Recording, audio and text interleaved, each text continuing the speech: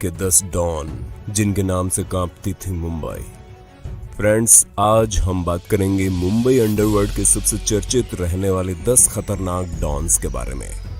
जी हाँ, मुंबई के उन खलनायकों के बारे में जिनका नाम कभी दहशत का पर्याय हुआ करता था।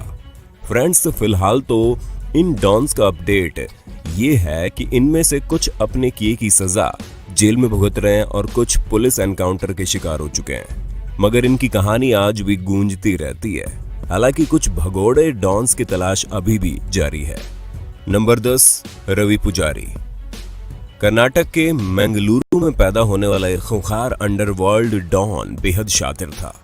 इसके सर पे मर्डर की कोशिश, किडनैप जैसे इल्जाम रहे।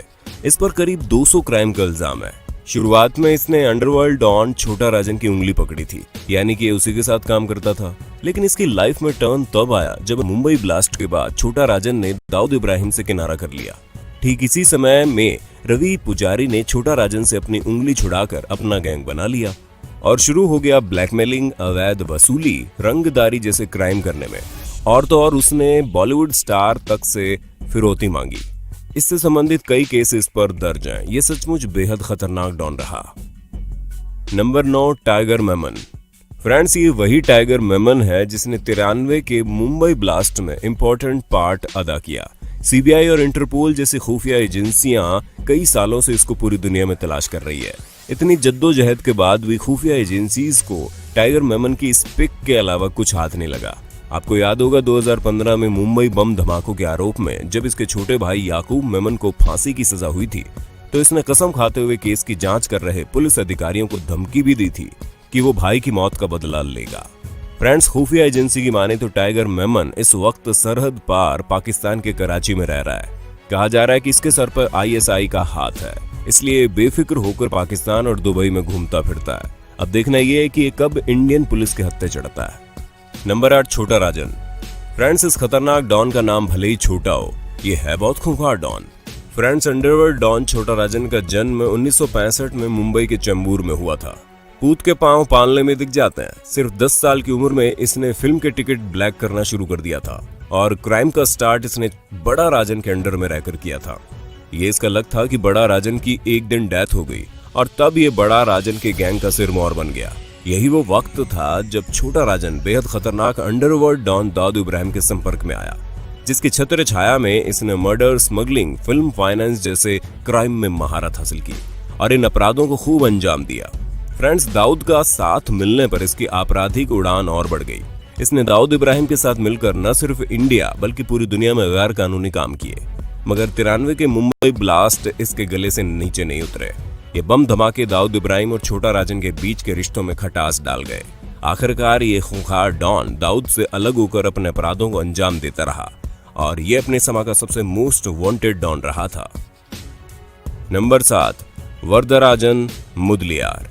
फ्रेंड्स, ये भी अपने समय का सबसे खतरनाक डॉन रहा है, जिसकी तूती मद्रास से लेकर मुंबई तक बजती रही और इसकी करतूतों ने मुंबई पुलिस की नाक में दम करके रखा। इस खतरनाक डॉन का जन्म 1926 को तूतीकोरिन मद्रास प्रेसिडेंसी में हुआ। 1960 से लेकर 1980 तक ये डॉन हाजी मस्तान और करीम लाला जैसे खतरनाक डॉन्स में शामिल था।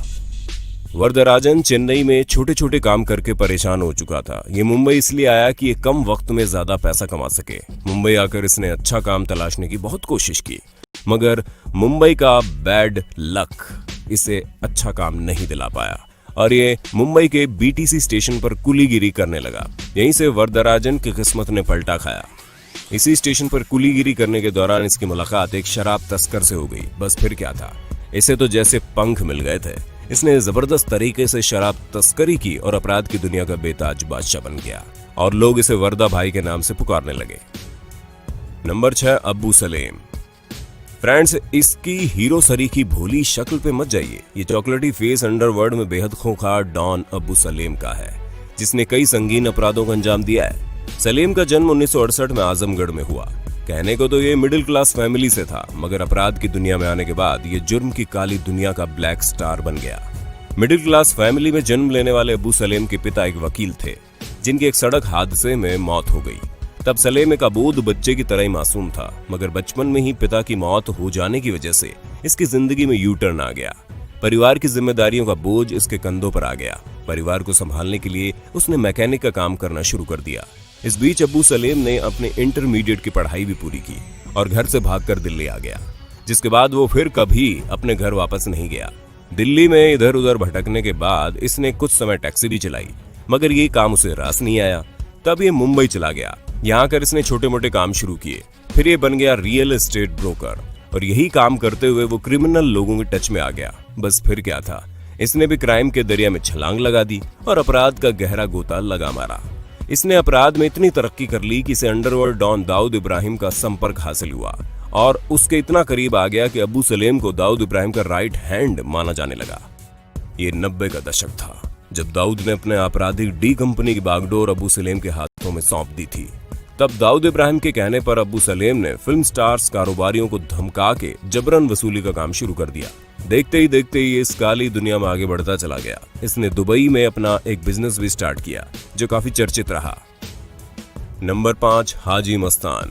दोस्तों, अंडरवर्ल्ड की दुनिया में इस डॉन की इमेज रॉबिन हुड सरीखी है। यही वो डॉन है जिसके जीवन से प्रेरित अमिताभ बच्चन अभिनीत फिल्म दीवार बनी।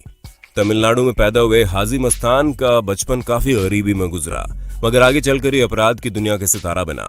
साइकिल की दुकान पे काम करने से लेकर महंगी कारों में घूमने का उसका ये सफर काफी दिलचस्प रहा। हाजी मस्तान ने पूरी मुंबई पर बतौर डॉन बरसों राज किया। हैरत की बात तो यह है कि हाजी मस्तान ने ना कभी गोली चलाई न मर्डर किया, जबकि उसकी दहशत पूरी मुंबई पे थी। वो इस किस्म का काम खुद नहीं बल्कि आदमियों से करवाता था। हाजी मस्तान ने अपने परिवार के साथ मात्र 8 साल की उम्र में मुंबई में अपना कदम रखा था। यहाँ आकर उसने साइकिल की दुकान खोली और कई साल यही काम किया। इसके बाद हाजी मस्तान का जॉब बंदरगाह पर कुली के तौर पर लग गया। बंदरगाह पर काम करते हुए इत्तेफाक से उसकी दोस्ती एक अरब से हो गई। वो अरब एक तस्कर था जो पुलिस द्वारा गिरफ्तार कर लिया गया, मगर पकड़े जाने से पहले वो एक संदूक पेटी हाजी मस्तान को सौंप गया। एक दिन वो जेल से छूटा और सीधा हाजी मस्तान के पास गया। हाजी मस्तान ने उसकी ये संदूक पेटी उसे लौटा दी। हाजी मस्तान ने ये पेटी कभी खोली ही नहीं थी। वो अरब हाजी मस्तान की इस ईमानदारी से बहुत खुश हुआ क्योंकि पेटी में बहुत सा सोना था। उसने खुश होकर हाजी मस्तान को न सिर्फ आधा सोना दिया बल्कि उसे तस्करी के धंधे में उसे अपना पार्टनर भी बना लिया। नंबर 4, करीम लाला। फ्रेंड्स, करीम लाला का असली नाम अब्दुल करीम शेर खान था। करीम लाला की पैदाइश 1911 में अफगानिस्तान के कुनार गांव में हुई। करीम लाला एक बड़े कुनबे यानी कि भरे पूरे खानदान से ताल्लुक रखता था जो एक कारोबारी परिवार था। लेकिन सादी जिंदगी सादी रोटी शायद करीम लाला को रास नहीं आई और वो ज्यादा दौलत कमाने के चक्कर में मुंबई चला आया। मुंबई आकर करीम लाला ने दिखावटी कारोबार शुरू कर दिया, मगर हकीकत ये थी कि करीम लाला हीरे जवाहरात का तस्कर बन चुका था और सन 1940 आते आते करीम लाला तस्करी में बेताज बादशाह बन गया। उसने मुंबई में जुए और दारू के अड्डे भी खोल दिए। अब आलम यह था कि तस्करी के धंधे में उसका नाम और काफी बढ़ गया था। इधर अंडरवर्ल्ड हाजी मस्तान वरदाराजन मुदलियार का भी काम तलवार की धार की तरह तेज चल रहा था। जब वर्चस्व की बात आई तो उन्होंने अपने अपने इलाके बांट लिए। फ्रेंड्स, ये करीम लाला का रुआब ही था कि हाजी मस्तान उसे असली डॉन पुकारा करता था। नंबर 3, अरुण गवली। अपने आप में अलग ही किस्म का बाहुबली माफिया अरुण गवली ने एक मामूली चाल से निकलकर मुंबई की माया नगरी पर राज किया।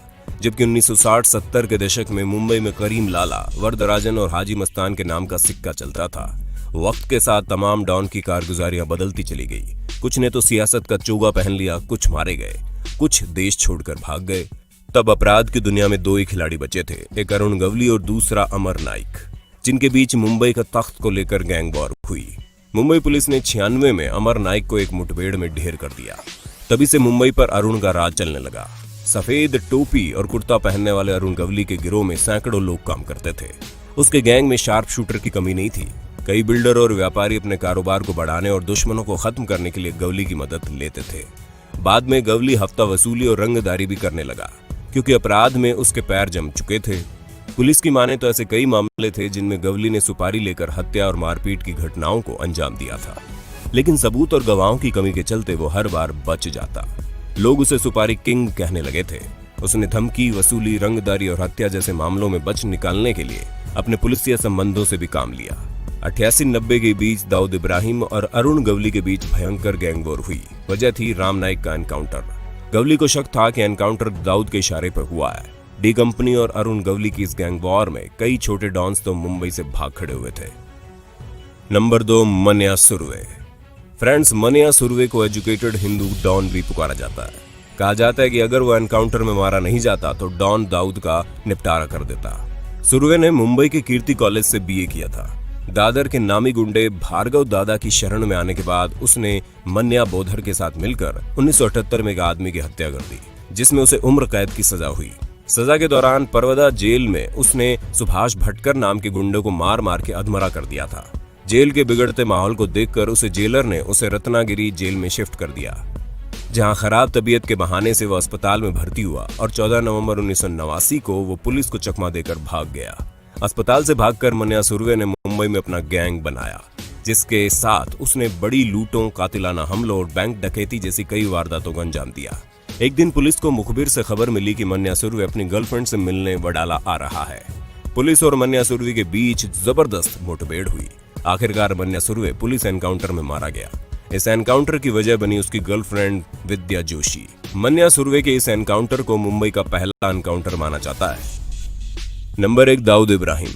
दोस्तों, दाऊद इब्राहिम का पूरा नाम दाऊद इब्राहिम कास्कर है। इसके पिता एक पुलिस कांस्टेबल थे।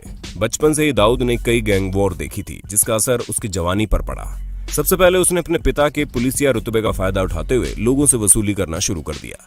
आगे चलकर वो करीम लाला गैंग से जुड़ा और तरक्की करते हुए अपनी डी कंपनी स्थापित की।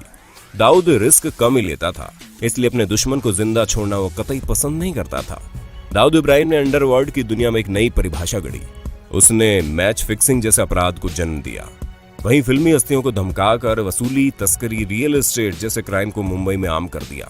आपको याद दिला दे, दाऊद इब्राहिम 1993 में मुंबई में हुए सीरियल बम ब्लास्ट का मुख्य अपराधी है, जिसकी वजह से पुलिस को आज भी उसकी तलाश है।